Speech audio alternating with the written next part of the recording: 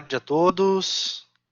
Sejam bem-vindos ao terceiro episódio da websérie Gestor Educacional 5.0.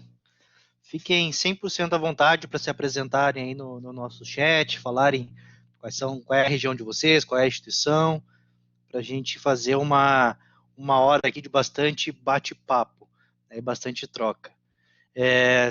Só confirmem se vocês me escutam bem. Podem dar um okzinho aí no chat. Maravilha, maravilha. Bom, pessoal, primeiro, obrigado pela participação de vocês, né? A gente encerra hoje o nosso ciclo do ensino superior da websérie Gestor Educacional 5.0, né? Foram já 2 episódios, né? Hoje é o terceiro. No primeiro episódio a gente falou sobre as competências para o gestor educacional 5.0 e no segundo a gente falou sobre gestão da permanência, né, foco no aluno e estratégias, né, para garantir a retenção, principalmente nesse momento complicado que a gente está vivendo, né, de pandemia.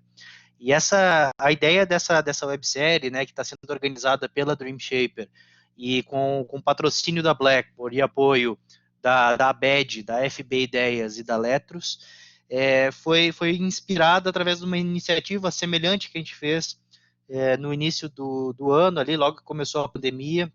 No primeiro semestre, a gente desenvolveu uma websérie totalmente colaborativa, que contou com aí mais de 30 participantes, todos eles professores, né, e a ideia foi criar tanto os conteúdos quanto os temas de forma muito colaborativa e trazer um bate-papo professor para professor. Né, e como resultado daquela primeira websérie, a gente teve um e-book, né, com mais de 150 dicas, né, de professor para professor, que está disponível de forma gratuita. Depois vocês podem conferir no nosso site e a nossa equipe também vai postar o link aqui no chat daqui a pouquinho.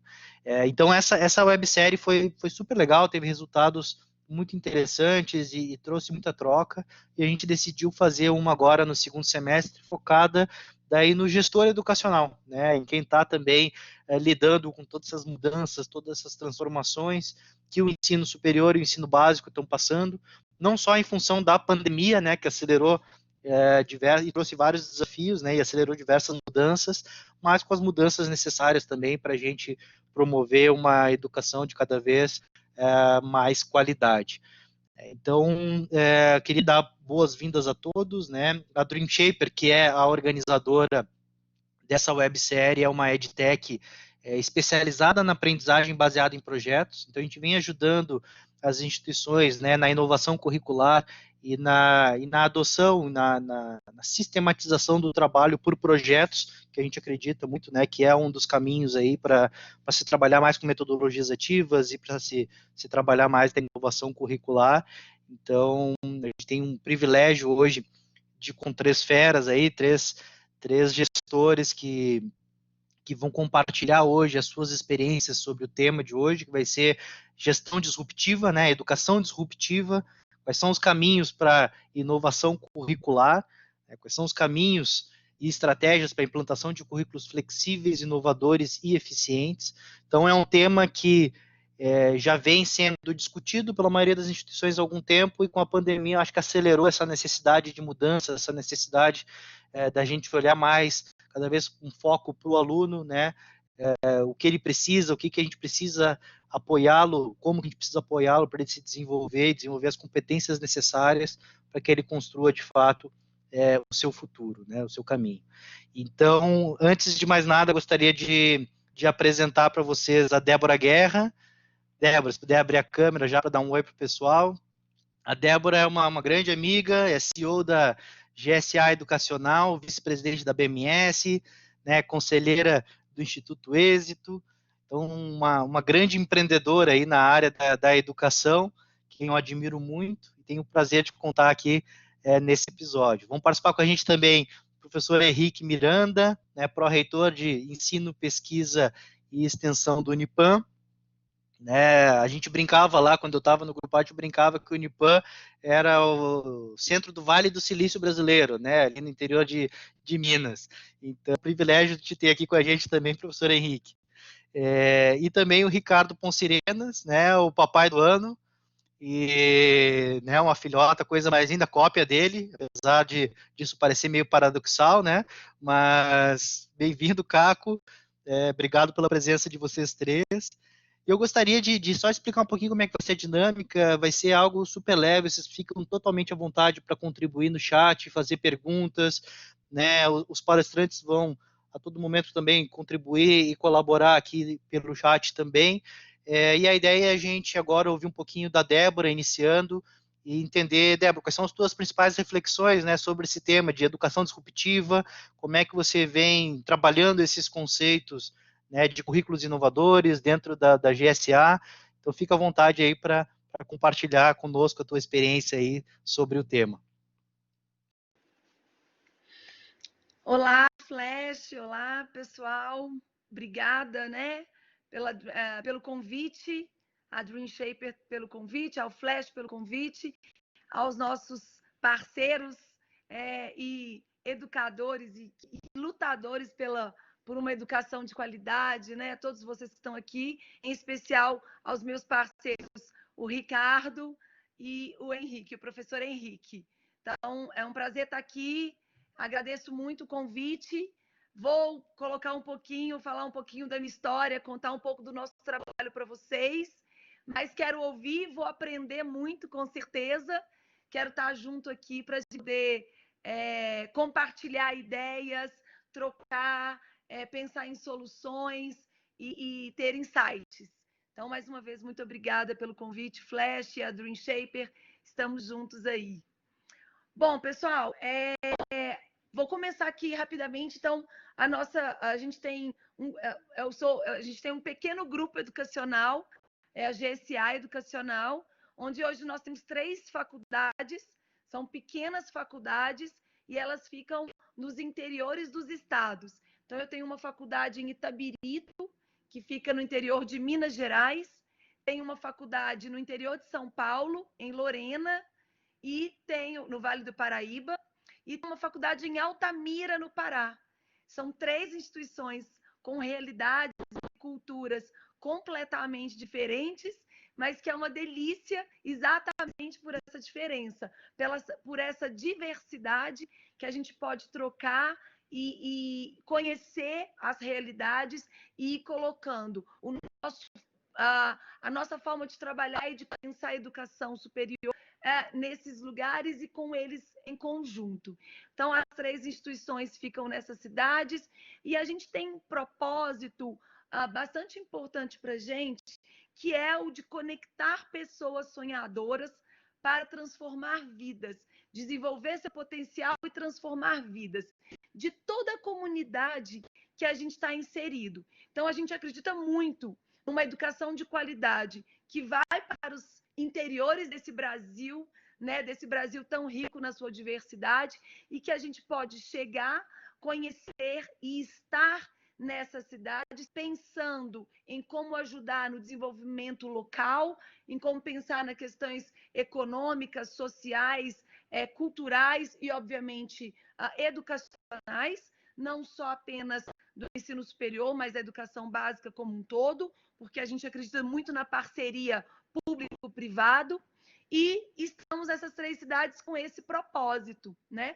Como o Flash comentou, eu sou também vice-presidente da ABME, também sou conselheira do Conselho Estadual de Educação, na Câmara do Ensino Superior, no estado de Minas Gerais, e também sou sócia conselheira do Instituto Êxito de Empreendedorismo, que tem a sua sede em São Paulo, e tem feito um trabalho maravilhoso no que tange a busca para que os jovens brasileiros entendam o empreendedorismo como um caminho aí de trabalho, renda, de sucesso e de sonhos a serem realizados.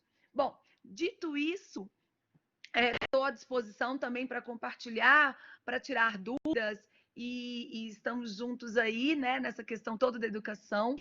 E o que eu quero comentar com vocês e compartilhar sobre a questão do gestor educacional 5.0 e discutir a questão dos currículos flexíveis e inovadores obviamente, pessoal, o que eu acredito que agora, né, a pandemia veio, inclusive, para acelerar todo um processo que a gente já vinha construindo junto com a nossa equipe, né? Eu tenho uma equipe bem bacana, que tem um trabalho fundamental e importante nas questões educacionais, mas também em outros parâmetros que para a gente faz muito sentido. Então, a pandemia veio para acelerar, para modificar de vez, a minha opinião, a educação no Brasil e no mundo.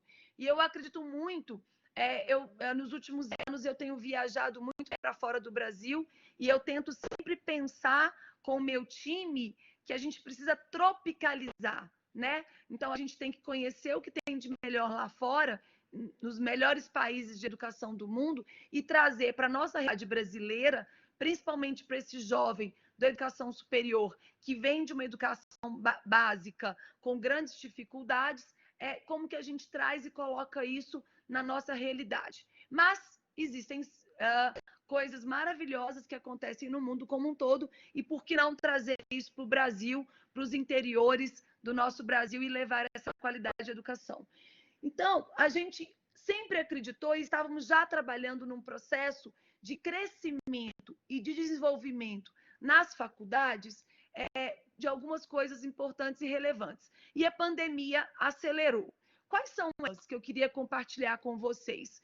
Nós temos trabalhado muito no nosso desenvolvimento estratégico das instituições, no que é dito do movimento ágil, na transformação digital, no mindset da equipe, para que a gente possa pensar com foco no nosso cliente, que obviamente é o nosso aluno, no qual é o interesse e a motivação dele para estudar. Por que o jovem brasileiro busca a educação hoje?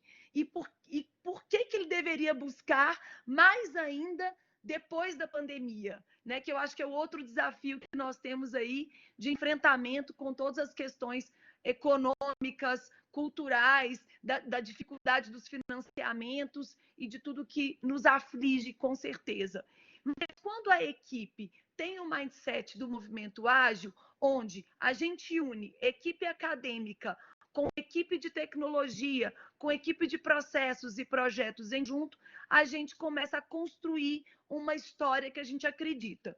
E aí, quando a gente vai para o foco no aluno, do que é aquilo que ele precisa, ou a gente busca o entendimento dele, qual é o sonho de vida dele, qual que é o projeto de vida, qual que é o propósito de vida dessa pessoa que busca o ensino superior?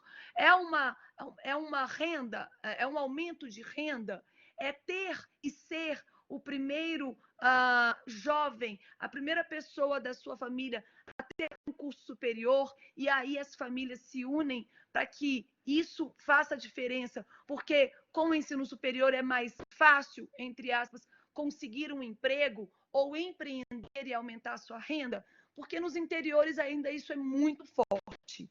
E outras questões, eu quero ter um emprego, eu quero trabalhar numa grande empresa, eu quero ir a uma área do serviço público, fazer concursos públicos na área do direito, por exemplo, enfim. Então, entendendo a nossa região, onde nós estamos inseridos, de qual é o nosso papel naquela cidade, naquela região, e entendendo qual é o propósito e a vontade desse aluno, desse jovem, desse adulto, buscar o ensino superior, a gente constrói algo coletivo. E então, como que a gente já estava fazendo e a pandemia acelerou? Entendendo todos esses públicos.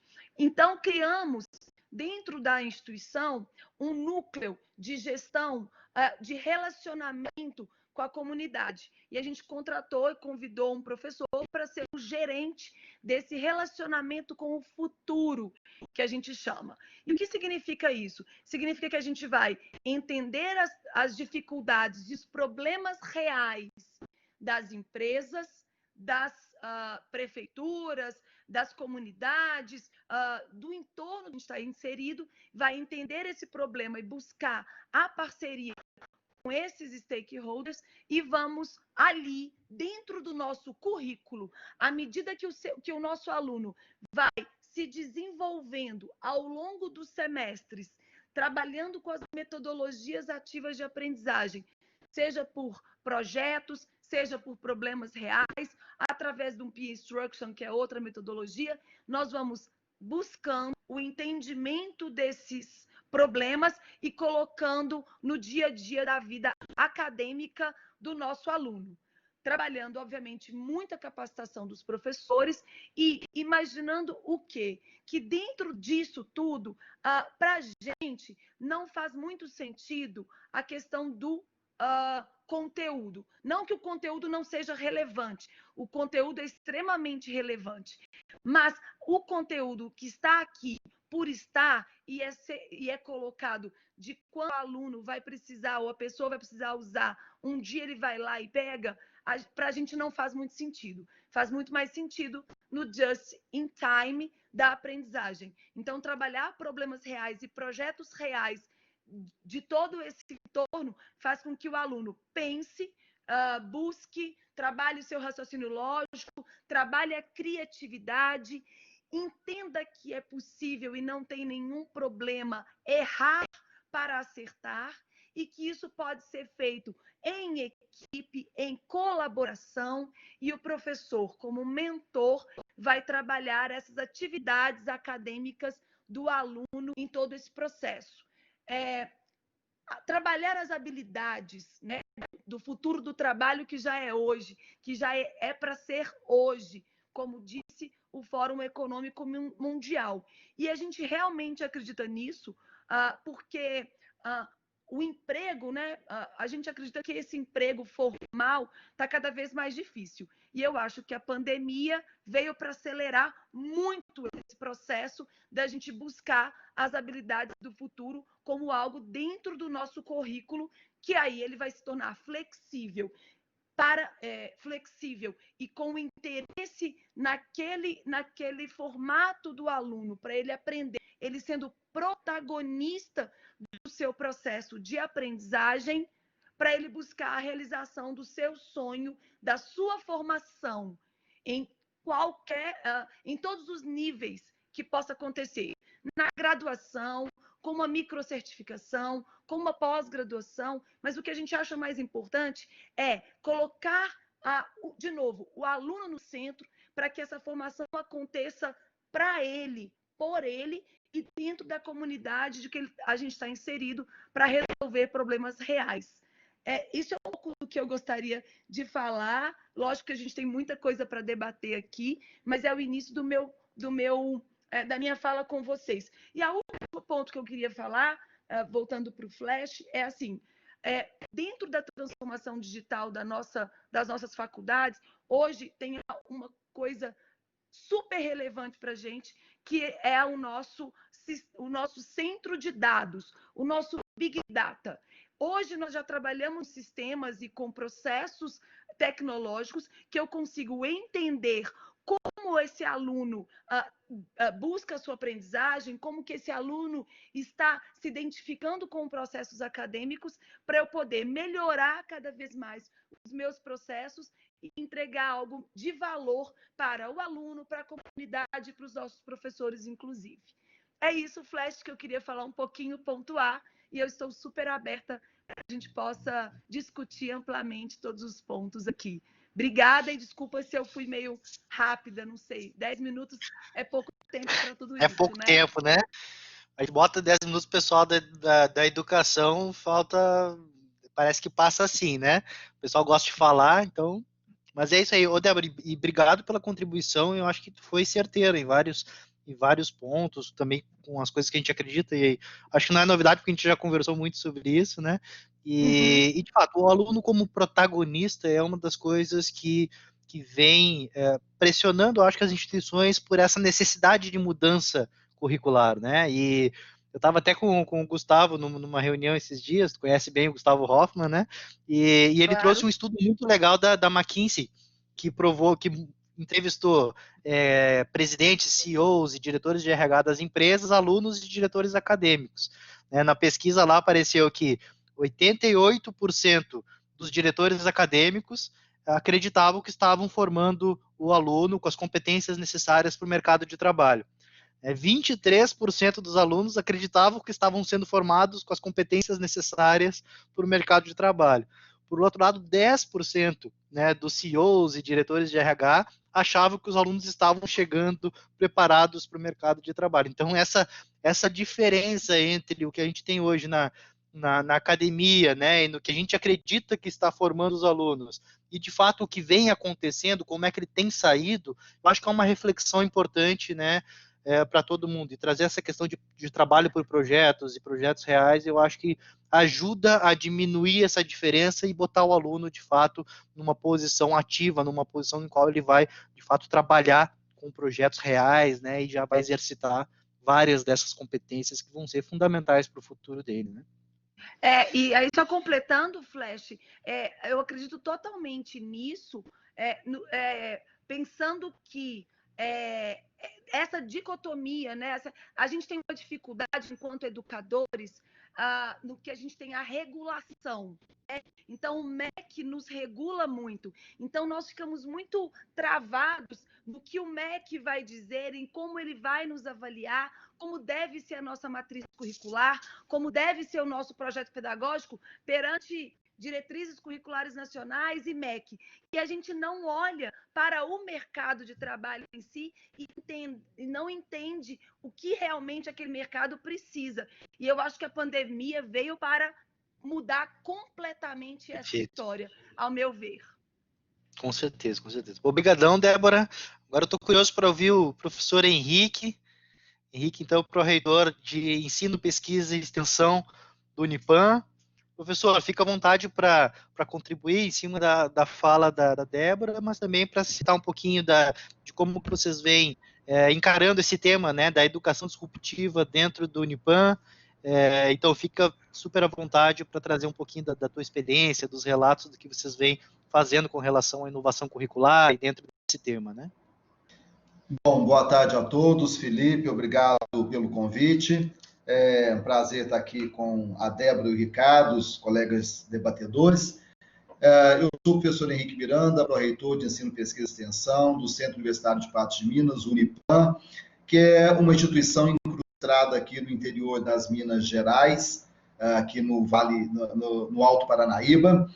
Nós somos uma instituição que oferece ensino médio, ensino técnico, ensino superior com os nossos cursos tecnólogos, com os bacharelados e as licenciaturas e pós-graduação lato sensu.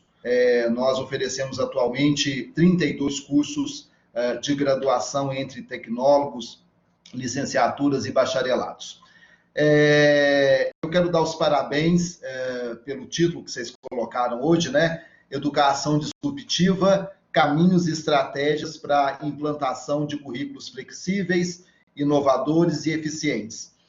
Isso antigamente soava como uma tendência, né? Como uma possibilidade, como uma reflexão. E a pandemia, como a Débora falou e agora também, a pandemia tem esse poder catalisador, né? Ela catalisa, ela traz, ela atualiza, ela traz para a atualidade aquilo que era discutido como tendência. Então, se nós discutimos antigamente a implantação de currículos flexíveis, inovadores e eficientes como possibilidade ou como tendência futura, isso agora é uma atualidade, isso é uma realidade. Interessante que o título de vocês, né, o tema do encontro é Educador 5.0, né? É o Gestor 5.0, Educador 5.0, e eu sou um professor que fui alçado à gestão escolar. A minha carreira profissional, ela começa na sala de aula, né, lá na antiga educação primária, já que eu fiz curso de magistério, né, isso revela um pouco da minha idade, e eu fico pensando muito que o gestor é aquele que tem que proporcionar os caminhos e as estratégias para que os professores, junto com os alunos, eles tenham condições de implantar currículos flexíveis, inovadores e eficientes.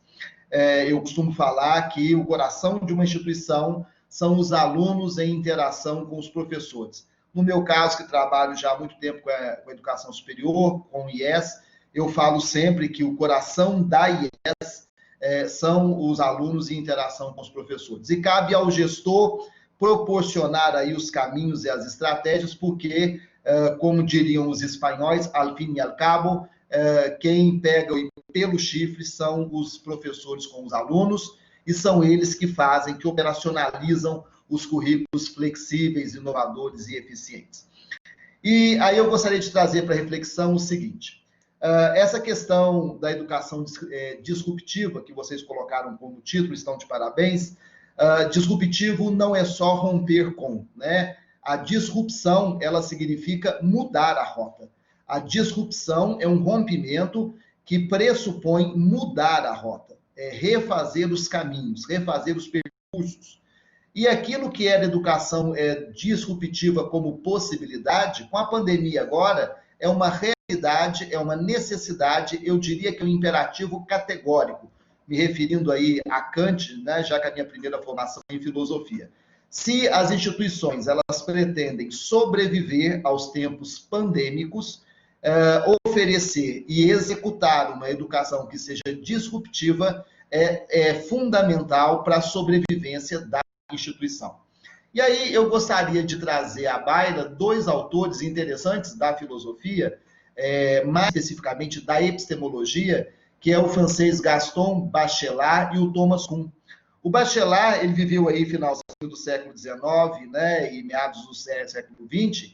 Ele vai dizer que a ciência, ela evolui, ela progride por rupturas epistemológicas. A epistemologia epistemológica é o que é ciência, é o modelo de ciência. Quando o modelo, Bachelard dizia isso, quando o modelo não dá conta de responder mais, eu preciso romper com esse modelo, eu preciso ter uma ruptura. E eu preciso caminhar para um modelo novo, isso em relação à ciência. Por exemplo, a física newtoniana, durante muito tempo, ela deu conta de explicar a realidade, mas chegou um momento que ela não dava conta mais. Aí eu tive que partir para um modelo diferente, foi a física quântica, a teoria da relatividade. Em educação é da mesma forma, né? E é interessante que o Bachelard, ele diz que a ciência, ela depende muito, essa ruptura epistemológica, depende muito de imaginação e criatividade. O Bachelard é um cara que fala da imaginação e da criatividade no fazer científico, que tem tudo a ver com a educação hoje. A educação disruptiva, oferecer currículos flexíveis, inovadores e eficientes, é uma necessidade para a sobrevivência das nossas instituições, ainda mais em tempos de pandemia. Agora, para além da necessidade, que é oferecer uma educação disruptiva, eu preciso oferecer algo que valha realmente a pena. Eu preciso oferecer algo que realmente faça a diferença. A nossa instituição, que é o Unipam, ela tem como missão uma educação que transformar pessoas e sociedade por meio da excelência na educação, gerando oportunidades, envolvendo talentos. Ou seja, além de ser disruptivo, eu preciso ser criativo, eu preciso ter imaginação para desenvolver as estratégias, os caminhos que possibilitarão os currículos flexíveis, inovadores e eficientes.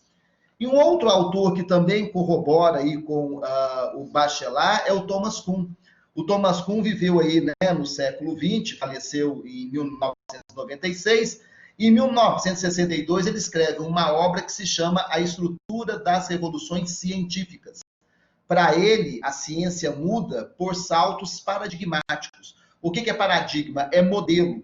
Quando um paradigma não dá conta de responder uma situação mais, eu tenho que ir para um paradigma novo, para um modelo novo. É aquilo que o Kuhn chamava de ciência normal extraordinária. A ciência normal é o paradigma que dá conta de responder às necessidades. E a ciência extraordinária é quando eu preciso de um paradigma outro, porque a situação ela exige uma outra postura. E é o que nós estamos vivendo agora.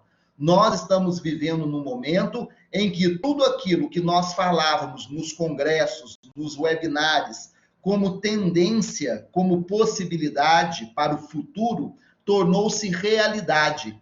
As instituições não podem achar, e os gestores muito menos, que nós vamos retomar as instituições de onde paramos no pré-pandemia.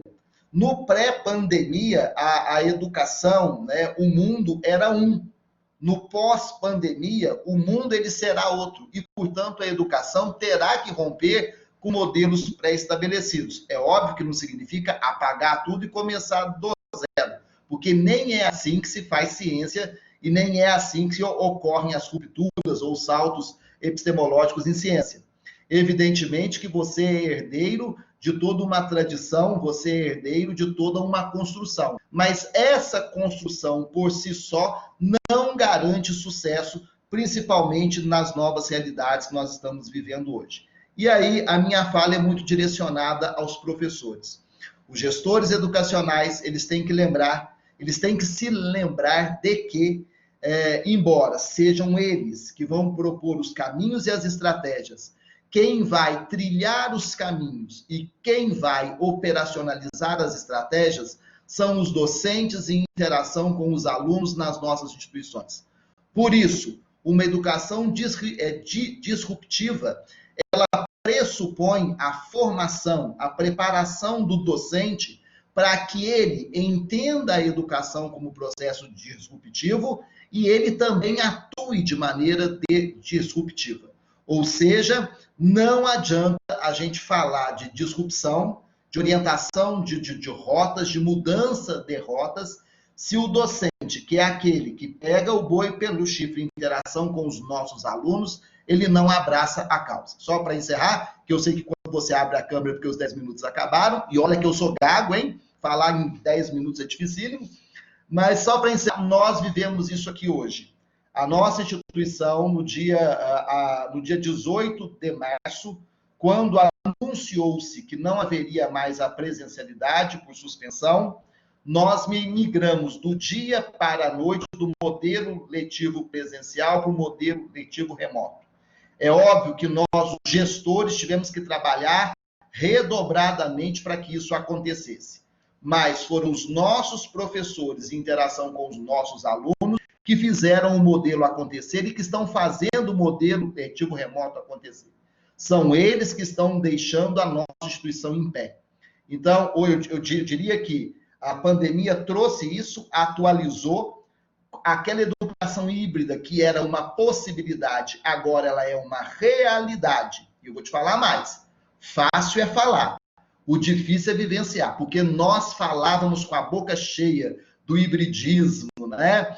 Dos modelos remotos, mas a hora que tivemos que fazê-lo acontecer de verdade, suamos a camisa. É isso. Muito obrigado, professor Henrique. Eu acho que trouxe algumas reflexões bem importantes e pragmáticas mesmo, né, para o tema, e também essa reflexão de que não basta o modelo, as inovações curriculares estarem só na parte da gestão, né, na mantenedora, na reitoria, na pró-reitoria, mas ela tem que, de fato, descer e envolver e engajar todos os níveis, e é também papel do gestor fazer essa ponte, né, fazer com que os docentes e os discentes se sintam parte disso, entendam a importância dessas mudanças e quais são os benefícios que elas vão trazer para toda a cadeia, né, então, perfeita colocação, professor. Bom, queria chamar agora o Caco. Caco, vou te chamar de Caco porque eu não consigo te chamar de Ricardo, tá? O Caco é hoje diretor de portfólio e produto, né, da Laureate. É uma posição nova, né, Caco, que foca justamente na inovação, então acho que tem tudo a ver com esse tema. Estou curioso aí também para ouvir as tuas reflexões, o que tu vem aprontando aí também com relação a isso. Então fica à vontade aí para trazer as tuas ideias, né, o que tu vem fazendo aí na Laureate. Depois a gente bate um papo aí também com o professor Henrique, com a professora Débora, para a gente trocar ideia para o encerramento da nosso episódio. De fato, eu escrevi Ricardo Poncerenos aqui no nome, na plataforma, mas eu raramente me chamam de Ricardo, né? Só minha mãe quando está muito brava, tá naquelas situações. Bom, em primeiro lugar, eu queria agradecer pelo convite da DreamShaper aqui para participar desse convite, tão super bem acompanhado, né, pela Débora e pelo professor Henrique, que já colocaram pontos super importantes aqui em relação à questão da educação disruptiva, né, desse ponto que tem sido tão discutido, né, nesses últimos 6 meses aqui, né, de pandemia. Bom, acho só colocar um pouquinho da minha experiência. eu venho muito da educação corporativa. Isso me deu um outro olhar, né, em relação quando eu entrei na Laureate há 2 anos e meio atrás, e comecei a entender como a educação do ensino superior funcionava. Eu vim da educação corporativa, eu fui diretor de conteúdo, né, diretor de educação e novos produtos do UOL EdTech, de 2012 a 2016, quando eu saí de lá para empreender, e depois, em 2018, então, assumi como diretor de ensino digital na época, ensino digital e jornada do aluno, para cuidar da renovação do portfólio de educação à distância do Grupo Laureate. O Grupo Laureate é um grupo formado hoje por 10 instituições de ensino, né, que estão aí pelo Brasil inteiro. Acho que as mais conhecidas aqui em São Paulo são a UEMB Morumbi e a FMU. No Sul, enfim, tem a FADERGS, a Uniriter, a Unifax na Bahia, enfim, são 10 instituições de ensino. Quando eu assumi ali a cadeira de ensino digital, o EAD Laureate, na época, ele ofertava 26 cursos de graduação em 5 dessas instituições. E aí a gente decidiu eu vou contar um pouquinho dessa história só para dizer como a gente não faria isso de novo hoje, né? Então a gente ali em 2018, em 4 meses, a gente decidiu e implementou 35 novos cursos de graduação que entraram em 2019, e refizemos os 26 primeiros, os 26 cursos que já existiam. Então, nossa proposta é que todos os alunos que entrassem em 2019, todos os calouros de 2019 já entrassem nessa nova metodologia que a gente chamava de Go Digital, a gente chama de Go Digital até hoje, né? Depois a gente fez um movimento muito parecido com a pós-graduação, na virada do primeiro para o segundo semestre de 19, em que a gente tirou 51 cursos e lançou 110. Mais tarde, na virada do ano, a gente lançou mais 62 cursos. Então, hoje a gente tem cerca de 172 cursos de pós, e em 2020 a gente lançou os MBAs Premium pela BSP. Eu estou contando bem brevemente esse histórico, porque a gente realizou todas essas implementações de currículo num momento em que a gente acreditava que, e aí eu vou até já pegando alguns pontos que a professora Débora colocou principalmente, né? Que a gente entendia o papel do conteúdo de uma forma diferente, que a gente entendia a cultura ágil de uma forma diferente, o aluno, a questão de como o aluno, né, se relaciona com isso. Tudo de uma forma diferente, que se fosse hoje, né, vamos criar esses cursos hoje, muito provavelmente a gente trabalharia de forma muito diferente. Partindo de premissas básicas, como, por exemplo, para criar todos esses cursos, nós contratamos diversos fornecedores, obviamente, mas nós criamos nosso próprio conteúdo. Então, nós temos o conteúdo exclusivo, aquela coisa toda, e é um investimento muito grande quando a gente olha para um portfólio que envelhece muito rápido, né? Acho que esse é o ponto. Acho que uma das palavras-chave aqui que estão no nosso debate é do currículo ser flexível e eficiente, né? Então, flexível para quem, né? E como que ele pode ser eficiente?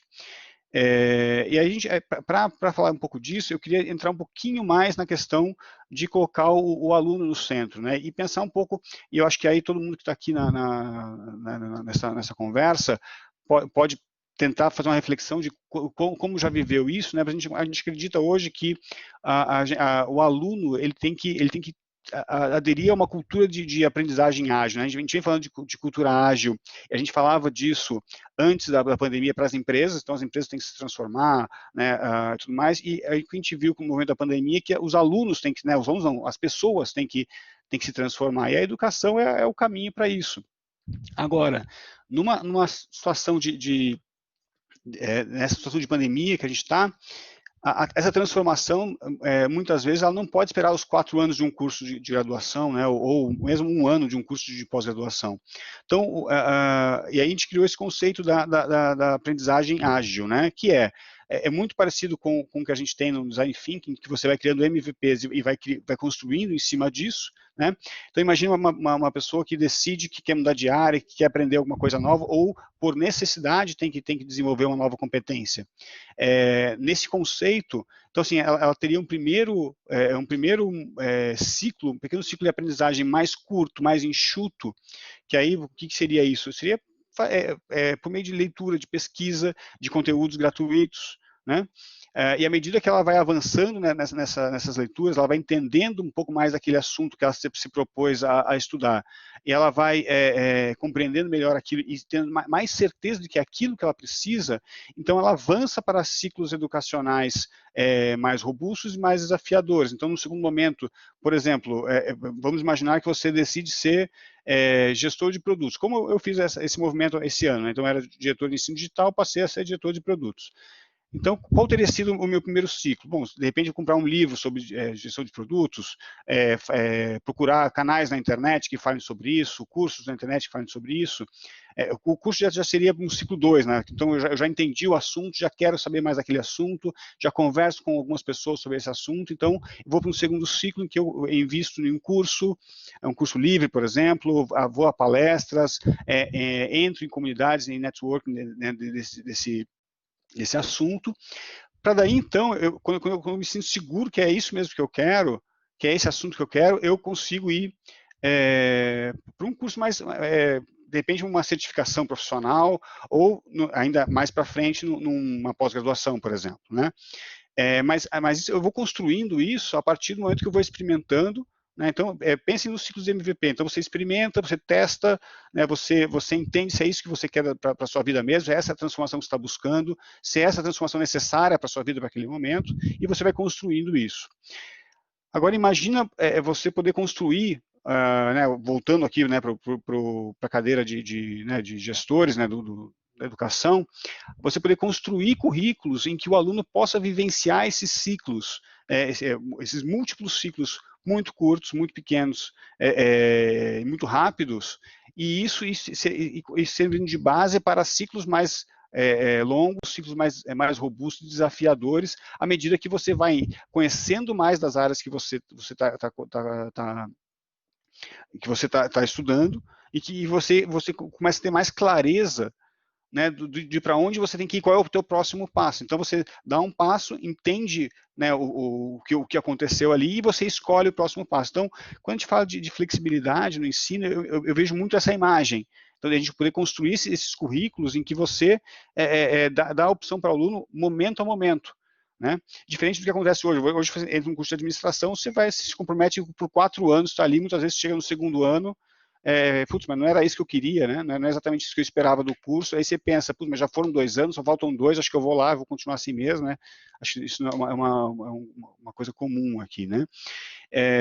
Então, assim, isso é possível fazer. E é possível fazer com e sem MEC. Então, a gente falou aqui, putz, mas o MEC também, a regulação é muito rígida, e é mesmo, né, e muitas vezes a gente se depara com isso, mas quando a gente fala de educação disruptiva, nós, instituições de ensino, não podemos ficar focados somente nesse nosso mundo de ensino superior, né? Hoje, o que tem de empresas proporcionando cursos que a gente que tem uma relevância muito grande, né? Então, quando se fala de marketing digital, por exemplo, você tem a Udacity, né? Porque a Udacity hoje ela saiu do Brasil, né? Mas tem a Udacity, você tem inúmeros cursos na Udemy, você tem o Google entrando nesse mercado, você tem diversos players de educação, a Conquer. Eu poderia passar aqui o dia falando desses nomes que vocês certamente já conhecem e vocês seguem, e a gente vê essas coisas acontecendo. Então, por que não nós, que temos os docentes, né? O professor Henrique trouxe essa questão do corpo docente, que para mim é o grande diferencial do ensino superior, né? Porque esse conhecimento que é construído no ensino superior, ele tem um embasamento muito enraizado no corpo docente das instituições, né? E como ele falou, né, o coração da instituição é a interação do aluno com o docente. Então, nós temos isso, mas nós podemos também criar currículos não necessariamente de pós-graduação ou de MBA ou de graduação. Podemos criar currículos mais simples, mais flexíveis, mais adequados às mudanças rápidas de mercado. Eu citei marketing digital, né, Felipe? Quando a gente fala de marketing digital, em 6 meses mudou tudo. Então, em 6 meses, o Google já mudou de regra de AdWords, o Facebook já mudou de regra de publicação. Então, se você está realmente querendo estudar marketing digital para trabalhar, para estar apto a entrar numa agência, por exemplo, a cada 6 meses tem que se atualizar de tudo praticamente, né? Bom, e como eu falei, né, então, como a gente faria diferente, né, isso do que a gente fez? Muito provavelmente hoje, talvez a gente não fosse desenvolver todo o nosso conteúdo. A gente fosse atrás de parcerias de conteúdo. A internet está aí, acho que isso é um jargão, né, todo o conteúdo está aí, é claro que tem muita porcaria, é óbvio, mas assim, existe muita gente com conteúdo bom, com conteúdo com autoridade de conteúdo, e as instituições elas são grandes hubs para ligar esse novo conhecimento com a experiência de um corpo docente experiente, né, a experiência de corpo, mas a experiência de um corpo docente, né, e a tradição da instituição. Acho que essas coisas elas têm que coexistir, né? Eu acho que eu passei do tempo, né, Felipe? Acho que se deixar falar também, eu vou falar. Dá tranquilo, cara. E eu acho que foi uma questão interessante, que é de fato qual o papel da instituição, né? E como que ela reage a essas mudanças que às vezes são muito rápidas, né?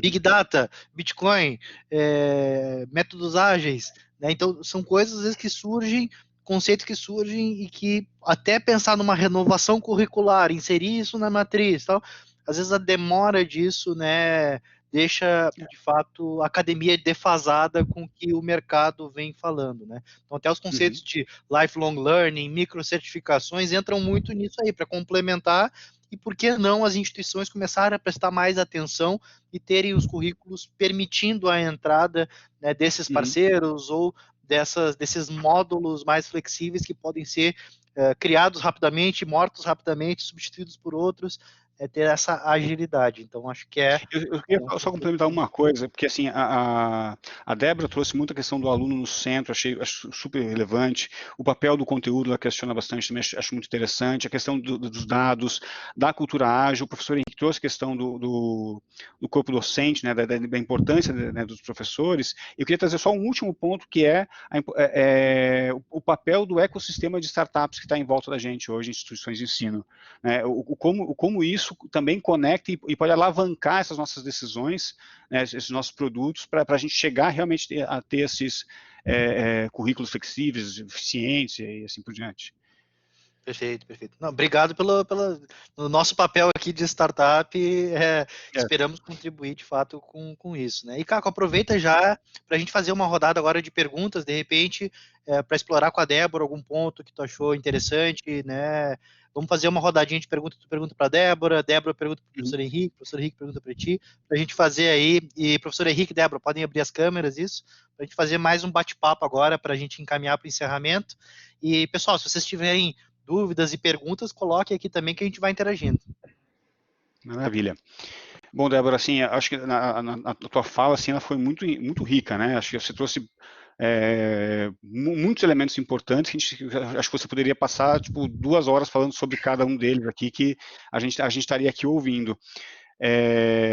Eu acho, mas tem um ponto né, do que você falou, que eu acho que é o estopim de quando o aluno decide, né, a pessoa, enfim, decide que ela precisa daquela transformação, e a transformação vai acontecer pelo meio educacional, que é o propósito, né?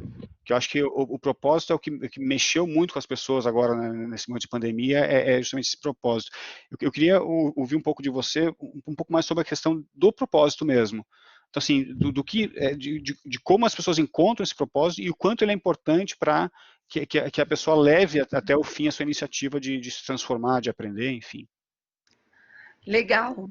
Bom, obrigada aí. Olha, eu aprendi muito, depois quero bater um papo aí com o professor Henrique também, Caco também, acho que você trouxe temas super importantes, esse que você acabou de falar aí desse ecossistema de startups, acredito super nele e não tenho dúvida que os professores são o coração da instituição para fazer essa engrenagem acontecer, né?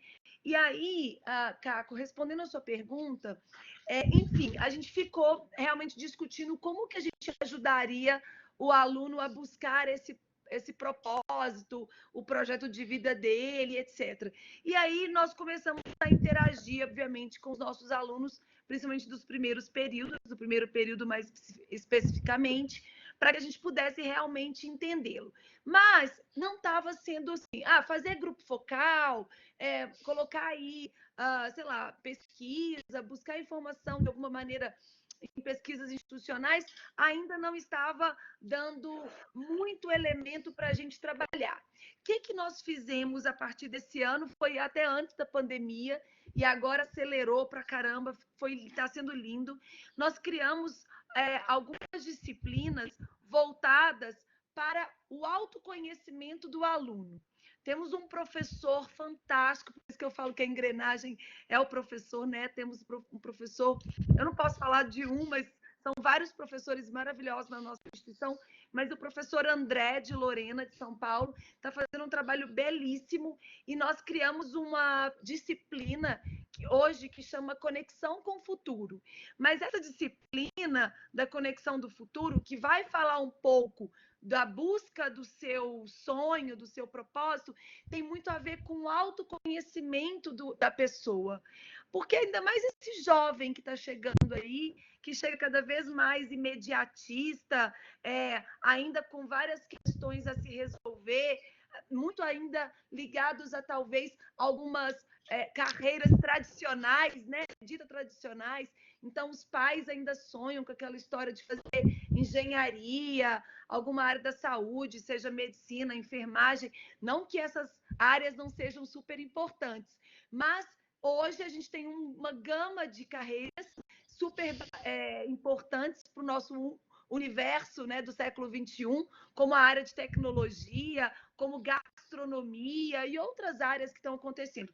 Então, essa disciplina nos trouxe para que a gente possa trabalhar com o aluno no início da sua carreira acadêmica, né, junto com a gente, e ao longo do seu processo vai se desenvolvendo e vai crescendo num autoconhecimento, de buscar as suas habilidades, os seus interesses emocionais, a sua busca do que eu gosto, o que eu sou bom em fazer e como eu posso potencializar o bom dentro de cada aluno. Então, é um pouco isso que a gente tem trabalhado, obviamente com muitas habilidades socioemocionais, e a gente tem feito um pouco desse trabalho.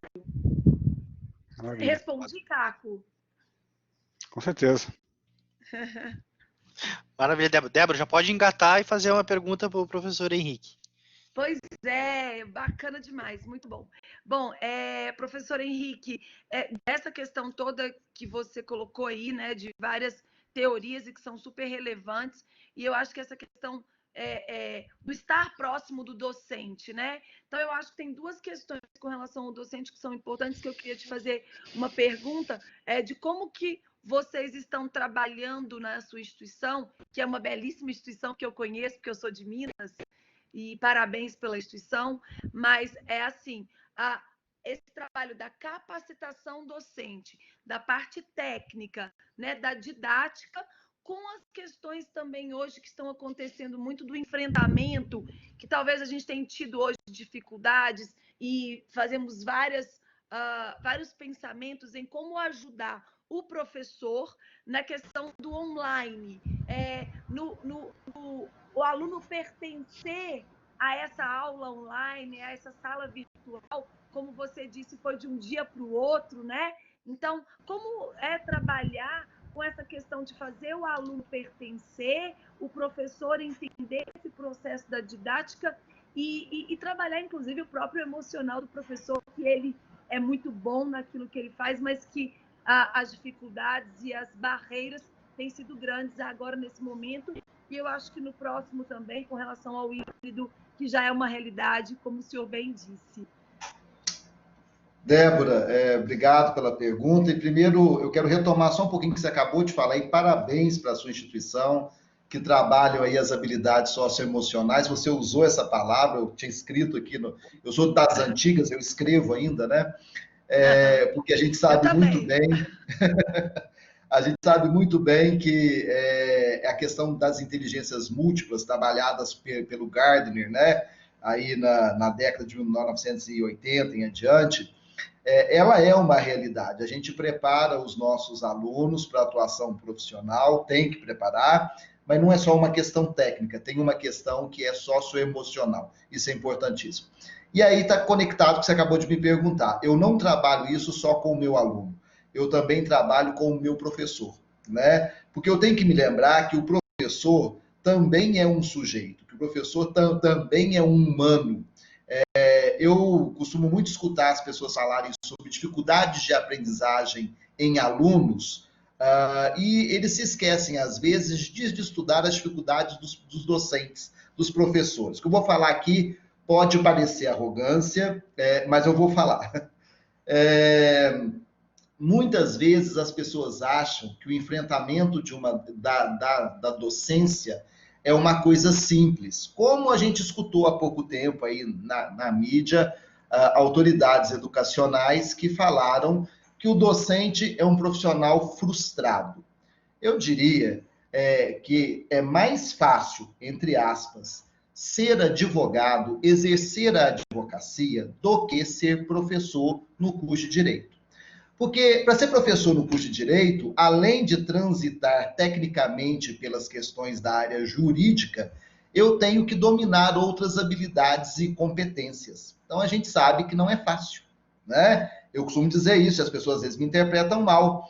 É mais, entre aspas, é mais fácil você ser um médico do que você ser professor de medicina, porque para ser médico, você tem que transitar pelas técnicas, né, e conhecimentos médicos. Para ser professor de medicina, isso é só a primeira parte. Você tem outras habilidades e competências que devem ser desenvolvidas para a docência. Então, a docência não é para qualquer um. Não é um profissional frustrado que vai para a sala de aula para exercer a docência, porque ela é extremamente desafiadora. Bom, e aí a sua pergunta, o que nós temos feito aqui? Há muito tempo, eu diria que desde 2011, a nossa instituição tem operado algumas reduções. Você imagina só, eu não tenho, né, a oportunidade, acho que o Felipe mora em São Paulo, Felipe, que você está, né? Eu em Porto Alegre. Em Porto Alegre, exatamente. Eu não tenho essa, né? Eu estou aqui no interior, né? A minha cidade nem tem aeroporto, imagina só como é que eu estou aqui. Então, a gente que está aqui no interior, e é uma instituição que é tradicional, que tem mais de meio século, a gente teve que, a partir de 2011, começar a adaptar toda a instituição, do ponto de vista administrativo e pedagógico, às tendências do mercado.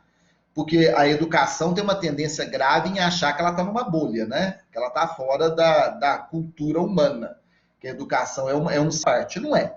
Então, a gente começou em 2011 aqui todo um processo de repensar os nossos currículos, as disciplinas, as práticas e também a instituição.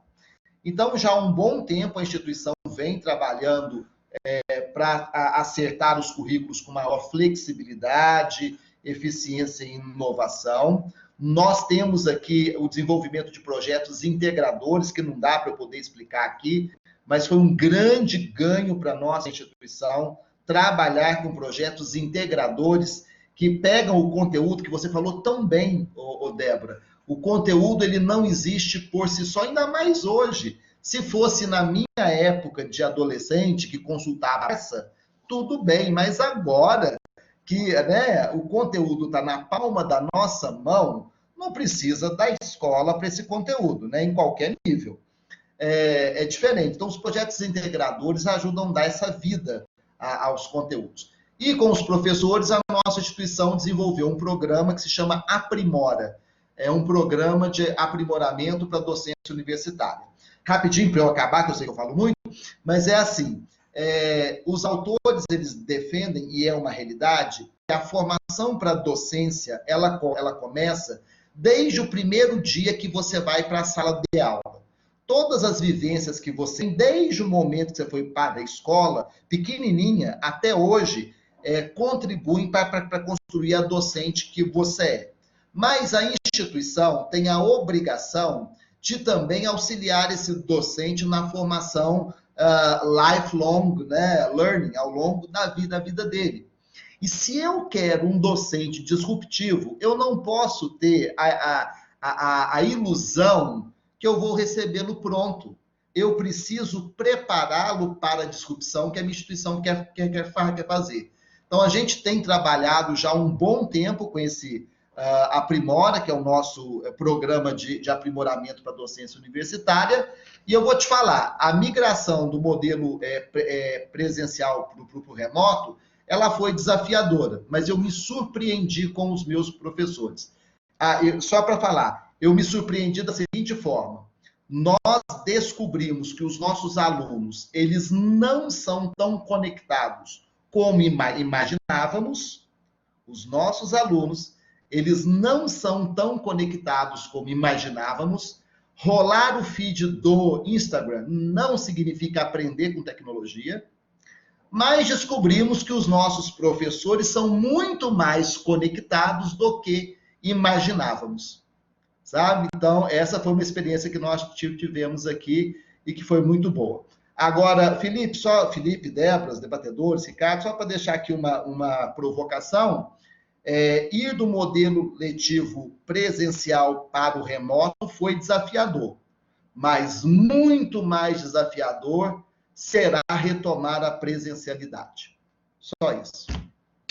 Professor, se você quiser já iniciar uma provocação para o Caco também, para a gente fechar a rodinha, e daí a gente já vai para as considerações finais. Então, Caco, depois que tu respondeu o professor Henrique, como a gente já está um pouquinho estourado no tempo, a gente sabe que todo mundo tem vários compromissos aí, né? As agendas em tempo de pandemia, parece que as horas do nosso dia se multiplicaram e com elas as reuniões. Então, Caco, se tu puder aí responder a pergunta do professor Henrique, depois já fazer as considerações finais, depois Débora e o professor Henrique também podem, né, se despedir do pessoal e também encaminhar para o encerramento aqui do nosso episódio. Beleza. Caco, de maneira bem concisa, você falou muito dessa questão que a academia, ela às vezes se encontra, às vezes não, quase sempre se encontra em não sintonia com o mercado, por isso que muitas vezes a gente tem que pensar a regulação sim, mas ir para muito além dela. Qual seria uma dica prática para o professor que está em sala de aula para ajudar a construir esse modelo disruptivo, flexível, inovador e eficiente? Maravilha. Professor, eu só queria acrescentar uma coisa a esse comentário. Então, assim, de fato, a universidade muitas vezes não está atenta a isso, mas eu acho que muitas vezes o próprio aluno não está. Eu acho que esse é um ponto principal. Eu acho que a dica aqui é a formação universitária, ela dificilmente vai ser substituída por outro tipo de educação, né? Porque não a educação universitária não nasceu exatamente para te dar um emprego numa agência de publicidade, né? Acho que ela tem um papel muito maior de te preparar para desafios muito maiores da sua carreira e da sua vida. Agora, eu acho que a dica que eu daria para o professor professor, ouça o aluno, né? Então, ajude o aluno a entender se ele está buscando os caminhos certos para o propósito de vida e carreira que ele escolheu. E eu acho que a universidade é um lugar muito bom para isso, porque tem até essa proximidade com o corpo docente, tem a proximidade com os colegas, e isso pode ser construído, né, em projetos integradores, como vocês já colocaram. Os currículos eles podem ajudar o aluno a entender qual é de fato o propósito dele, e quais são os caminhos, as opções que ele tem para atingir esses objetivos dele. Então, assim, a minha dica para o professor professor, ouça o aluno e ajude ele a encontrar esse propósito, né? Ajude ele a encontrar esse caminho, porque acho que é aí que ele vai fazer a diferença mesmo na vida desse aluno. Acho que, de maneira concisa, eu faço as considerações finais, é isso? Isso aí, isso aí. Professor, espero ter respondido à altura a pergunta. Bom, pessoal, assim, acho que assim, como eu já disse para o Felipe, né? Então, para mim estar aqui com vocês é ver isso de camarote, né? Então, participar dessa conversa de camarote. E queria agradecer mais uma vez a DreamShaper por proporcionar esse momento. Eu acho que, assim, os grandes pontos que a gente falou aqui, e que para mim são muito relevantes, são justamente esses que eu já tinha pontuado lá na frente, o que a Débora trouxe como o aluno no centro, né, o papel, qual é o papel do conteúdo, né, hoje, né? Então, assim, o conteúdo ele deixa de ser uma coisa central, é claro que ele é importante, mas a atuação do professor, que aí vem o professor Henrique trazendo, é mais importante ainda. E aí tem três coisas, né, que estão relacionadas a esse universo de ecossistema, o próprio ecossistema de startups, essa cultura de dados, de você entender, só vai entender mesmo o perfil de aluno, as decisões que o aluno está tomando, se você estiver monitorando esses dados em tempo real. E a cultura ágil. Então, tipo, seja rápido, né? Não perca, tipo, seja rápido, crie os MVPs, teste suas soluções, traga esse universo dos alunos também para fazer esses testes com vocês. Acho que essas são minhas considerações, Henrique, professor Henrique, Débora, Felipe e Fê. Acho que, e mais uma vez, obrigado aí pela oportunidade. Obrigado você, Caco. Débora, quer umas palavrinhas finais? Sim, claro. Também agradecer pra caramba. Foi uma tarde já de muitas inspirações. Acho que tem muitos pontos que o Caco e o professor Henrique colocaram aqui que para mim são super relevantes. E aí, do que o Caco disse, que eu concordo completamente aqui em gênero, número e grau, nas suas considerações finais, eu queria só completar ou talvez falar um pouco do que eu acho assim. As instituições de ensino superior têm um papel extremamente importante, principalmente no momento de mudanças de vida, de trabalho, de experiências, de atitudes das pessoas frente ao que nós estamos vivendo. Se a gente imaginava viver alguma coisa que talvez ia mudar gradativo, com certeza a pandemia veio para acelerar muita coisa. E aí, o que eu tenho colocado muito para a minha equipe, que a gente tem trabalhado muito com a equipe nas instituições e que eu acho que é super importante, é assim, qual é o significado do aprendizado que a gente quer fazer, realizar, levar, entregar para os nossos alunos, para a comunidade que a gente está inserido, né? Então, assim, quando a gente for discutir os projetos, o propósito, como engajar e interagir com a comunidade como é que a gente está inserido, como que é esse aprendizado que a gente realmente quer entregar? Né? É algo empreendedor? É algo ativo? É que faz as pessoas serem protagonistas? É nisso muito que eu acredito e que a gente fica refletindo sobre e que, obviamente, que os MVPs, como o Caco colocou aí, e que eu tento levar isso não só para os alunos como aprendizagem, mas também como trabalho de equipe, fazer isso rápido, testar, experimentar, colocar algo de valor e ir crescendo e desenvolvendo ao longo do tempo para levar e ter essa escola, essa instituição, esse local de educação realmente transformando vidas na comunidade que a gente está inserido. Então é isso. Agradeço de coração. Obrigada. Estamos juntos aí, Flash. Brigadão, Débora. Professor Henrique. Bom, eu agradeço o convite também, Felipe. Muito obrigado. Foi um prazer estar aí com o Ricardo, a Débora e com todos os participantes. Eu gostaria de fazer a consideração final, retomando uma participante, Alexandra Santana Afonso. Ela escreveu no chat que o currículo ele tem que ser significativo. Então, ele retoma o que a Débora acabou de falar aí, né? Aquela questão de ser significativo, o Asubel, que já nos falava isso, né? O que é significativo? É aquilo que vale a pena. É aquilo que realmente provoca uma transformação efetiva. E, aliás, isso não é novidade na história da humanidade, não, hein? Sócrates, 400 anos antes de Cristo, ele falava, não vale a pena ensinar e aprender uma teoria que não possa ser colocada em prática. E eu só melhoro a prática se eu for portador de uma boa teoria. Ou seja, é o currículo significativo. Ele permite ao nosso aluno realmente fazer algo que valha a pena. Nós temos que nos lembrar que as IES são elas no Brasil, porque o modelo brasileiro é esse. No Brasil, são as IES que formam a mão de obra do país.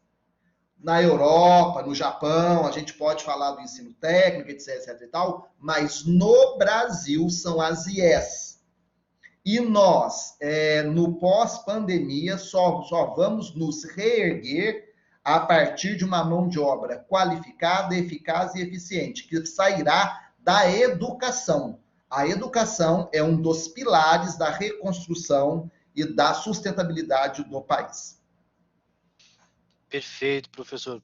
Muito obrigado. Eu acho que a minha principal palavra é gratidão mesmo pela participação, pela generosidade de vocês cederem esse tempo para a gente debater um pouquinho, né? Então, foi uma tarde de muito aprendizado. Agradeço também a todos os presentes aqui, e convido a todos também, né, para continuarem nos nossos debates, né? Hoje a gente encerra com chave de ouro o nosso ciclo de 3 episódios do ensino superior, e na terça que vem a gente inicia um ciclo de 3 episódios do ensino básico, né? Então, para aquelas instituições aqui que têm também ensino básico, ou quem tem interesse em aprofundar um pouquinho nesse tema e conversar e trocar ideias com os gestores do ensino básico, fica aqui o link para a inscrição, né? E a gente espera vocês nos próximos episódios. Então, muito obrigado a todos pela participação.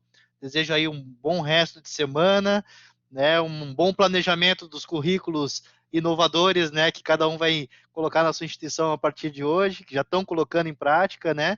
E que a gente possa, de fato, de forma pragmática, criar uma educação cada vez mais significativa, né, professor Henrique, para os nossos alunos.